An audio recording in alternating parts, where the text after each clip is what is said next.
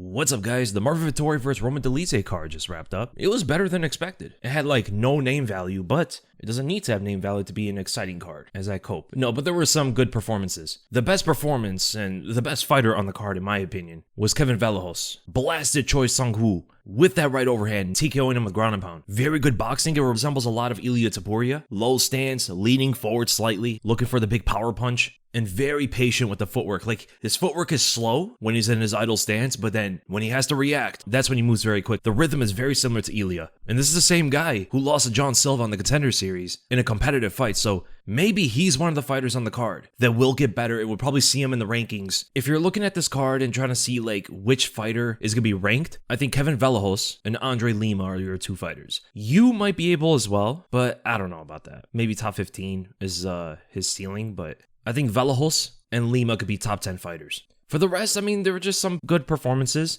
Starting with the main event, Roman Dolidze defeats Marvin Vettori by a decision, and it was a decent fight. You know, I'm not the biggest fan of Vettori and Dolidze, but I do appreciate the grittiness that they have. They stand in front of their opponent and throw, but the striking technique was just not all there. There weren't a lot of feints. There wasn't a lot of, like, good setups for the punches, except Vettori had a decent jab, even though both guys are grapplers. Like, that's why the fight was like that. Marvin Vettori and Roman Dolidze are both better on the ground. And it's crazy that there was only one takedown in the entire fight. Roman Dolidze is the only one that shot a takedown.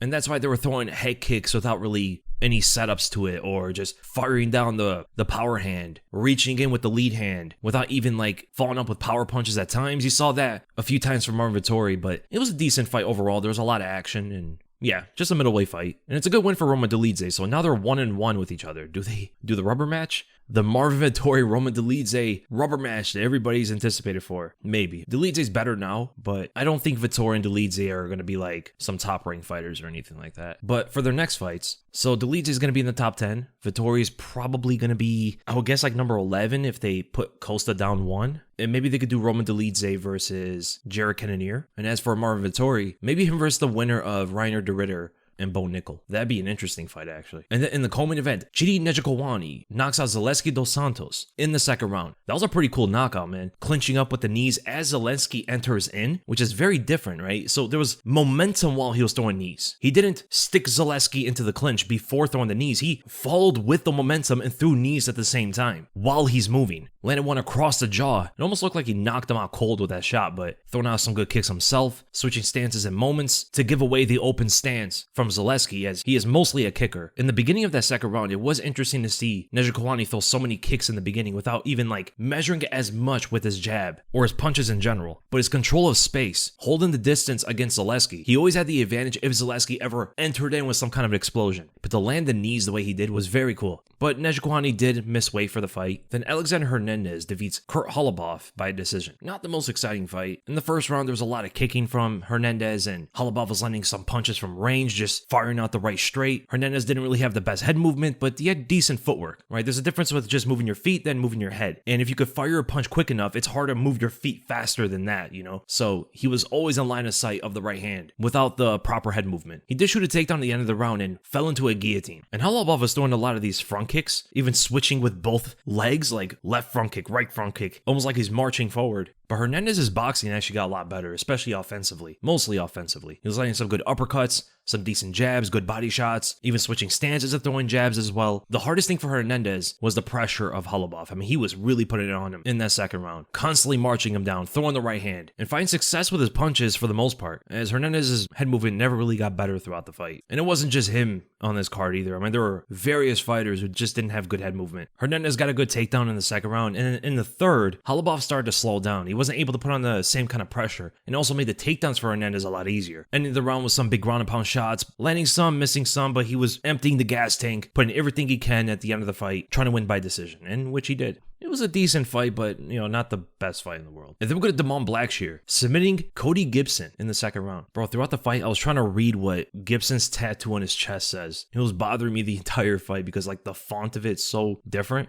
But both guys throwing punches from range. Gibson was putting more pressure, where Blackshear went for the guillotine in the first round, and at first it seemed like it was a mistake, right? Because they didn't have the actual control of the body with the guillotine. So I thought Gibson was going to get on top and out-wrestle him in that position. But then he turned the guillotine into a Darce choke, causing Gibson to rotate on his side, so then Blackshear can get on top of him. And that wasn't the only time he reversed the wrestling of Gibson. He even tried to get the choke in north-south, one of the few fighters to actually try to finish a fight in that position. Can you imagine if they allowed ground and knees? Bro, north-south will go from like the deserted position to one of the most dominant once ground and knees are allowed. But in the second round, both fighters trying to keep their distance with their striking. Even when they were entering with their punches, they were trying to always exit out at range, and some good hooks around the guard from both fighters. But as soon as Gibson got in close, he entered the pocket. He was able to push Blackshear against the fence. Throwing punches, went for the takedown, got the double leg, and yet again Blackshear was able to reverse him, hit him with a switch, and pulling him into the mat, hooking onto the back of Gibson's arm and pulling him downward. Look how he was able to reverse him like that. I mean, that was some very slick stuff from Damon Blackshear. Gets on top of the side control and uses the elbows in order to get the position to grab onto the Kimura lock, like one step at a time, and then once again gets into north-south and gets the Kimura from there. Some very good grappling skills from Damon Blackshear. I really like that fight. But then we go to a fight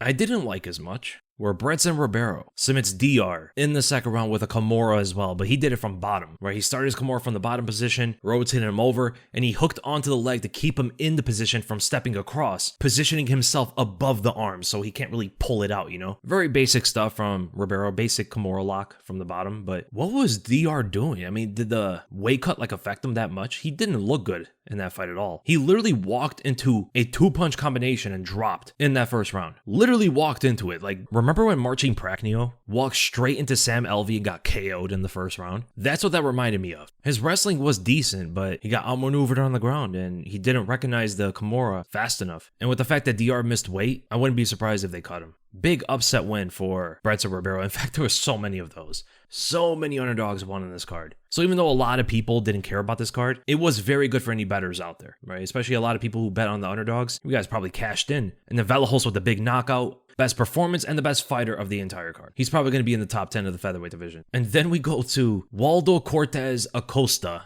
TKOing Ryan Spann coming up to the heavyweight division in the second round. Watching this fight was like a moment in time. Like, I couldn't believe the art that I was absorbing by watching this fight. Waldo Cortes Acosta versus Ryan Spann. It's a kind of fight that can really change your perspective on the meaning of life. What? Who is Joe? Bro, what was that fight? So I thought maybe Ryan Spann coming up to heavyweight, he would be a renewed fighter. He'd be in shape, he'd use a speed advantage, athletic fighter, you know, defeat the blobs. But it seems like everyone who tries to beat the blobs and they run into Acosta, he just counters them. Like, you can't beat him. Is this heavyweight's next contender? No, I don't think so. Ryan Spann came up there and he's like out of shape. He didn't know how to parry a jab. Like, bro almost took himself out by throwing a wheel kick. He was just swinging that right hand. Like, I take back the whole he's so talented thing. He used to be. I don't know what happened. He used to have some fights where it looked like he could actually be a threat if he just fine-tuned his skills, you know, if he just focused on being more technical. He came up to heavyweight and he was wilder than ever. Did he think he was going to outbrawl a heavyweight? Bro, it was Acosta that was the more technical striker out there. He was landing the jab even though he kept dropping it, and Ryan Spann just could not land that right hand, telegraphing the punch from a mile away. I'm not gonna lie, that wheel kick is one of the funniest things ever. Who's Joe? As he spins uncontrollably with the wheel kick. Threw it when Acosta was like 2 feet away from him. It's like when you save your ultimate and fire it out at the wrong time. He threw that thing so hard, whipped that thing out at chest level, and Acosta just stepped to the left. Bro, Ryan Spann almost took himself out with that. Like, look how much he whiplashed himself. Then Acosta stunned him with a jab, wobbled Spann, and then followed up with a left hook and knocked him down. That was one of the greatest fights of all time. Bro, I can't get over the way he charged up that kick. Oh, and not to mention about the fight, the low blows, the eye poke, no point deduction. What is up with these referees, man? It's not like it would have made a difference, but still, there were 2 low blows, I believe. There was an eye poke. I forgot, you get 4 freebies for each. You can land 4 low blows, 4 eye pokes, grab the cage 4 times. You get like 20 back of the head shots. Chandler set that standard. And you can even put them all in a combination. You can go low blow, eye poke, grab cage, throw a punch to the back of the head, maybe even drop down and bite the ankle, all in one combo. And then you defeated Cunningham by a decision. You had good footwork, good feints, decent measuring off the jab, and did a good job of not staying at range of his longer opponent.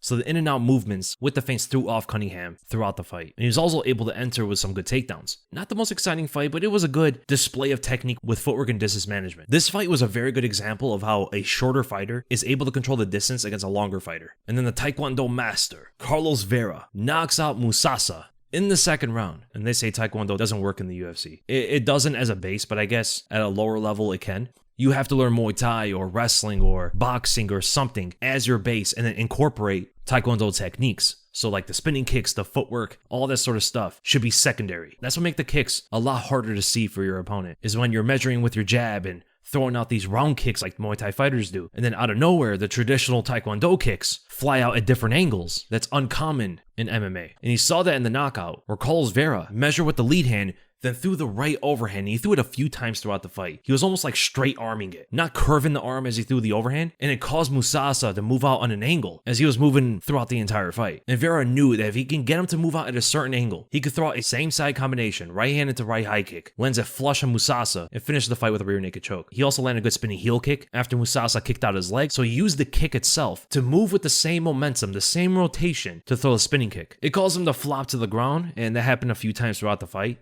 Right, so if you ever fought like a very good wrestler, it'd be a tough fight for Carlos Vera, but excellent finish from Carlos Vera. And another upset. I mean, Musasa was supposed to be a very good prospect, and that is Carlos Vera's first win in the UFC. He lost to Renier Nakamura before that, and then on The Ultimate Fighter, lost to Brad Katona. And then Sam Hughes defeats Stephanie Luciano. Clear robbery. I didn't watch the fight. No, I'm kidding. That 10-8 for the second round was crazy, dude. Derek Cleary scored the second round, a 10-8 for Sam Hughes. And crazy enough, it was Sal D'Amato who gave the fight to Luciano. The fight was very close. I don't know who I would score the fight for, but the fight was pretty decent. I mean, it wasn't a high-level fight, but again, like a lot of action, very similar to the main event, except there were takedowns from both fighters. Sam Hughes got like 3 takedowns throughout the fight, a lot of strikes throughout 3 rounds, and Luciano kept throwing, man, spinning attacks, decent kicks, but in the third round was laboring a lot more with her shots. And it was yet another upset. And then we go to the other good fight, Daniel Barez versus Andre Lima. This was the best fight of the entire card. The highest skill collision between two fighters. Action-packed, a lot of big power punches landing, good measures, good feints, decent footwork from both fighters, excellent Muay Thai skills from Lima,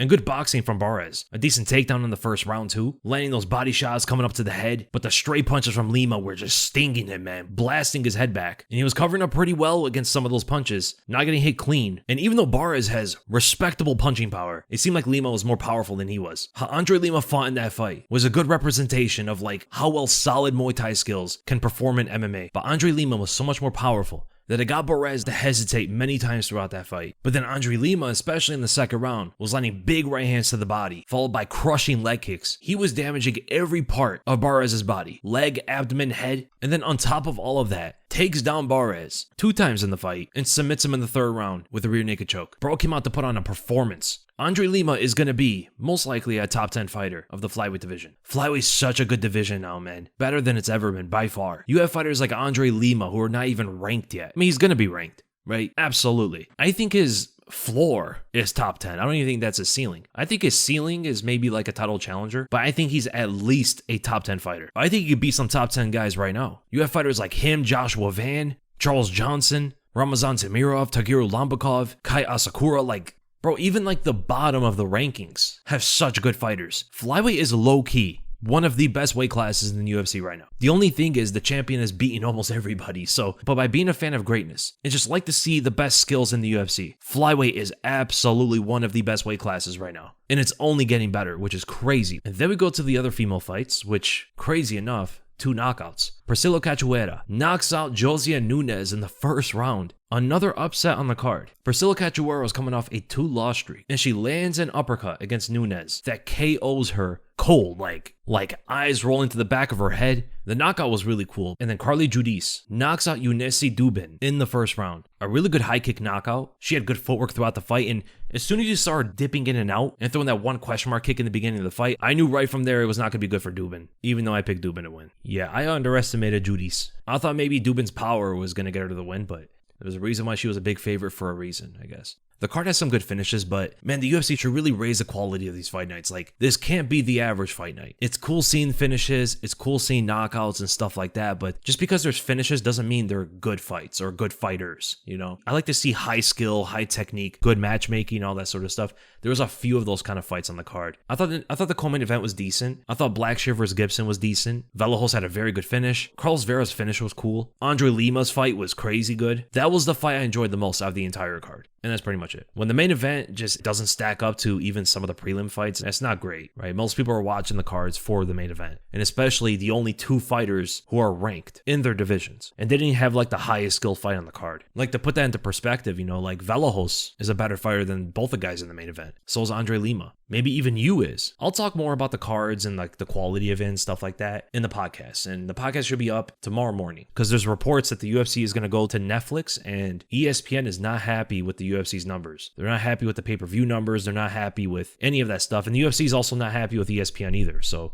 according to the reports from New York Post, right, they're saying ESPN doesn't have a good service, and the UFC's numbers are too low. I wonder why. But the next Fight Night card should be very good. The next Fight Night card is what you used to see from the Fox era. So Leon Edwards versus Sean Brady, cannot wait. I might be doing a live stream. And I hope you guys enjoyed the video. And if you guys did, make sure to like me, subscribe to the bell for notifications, and I'll see you guys in the next video.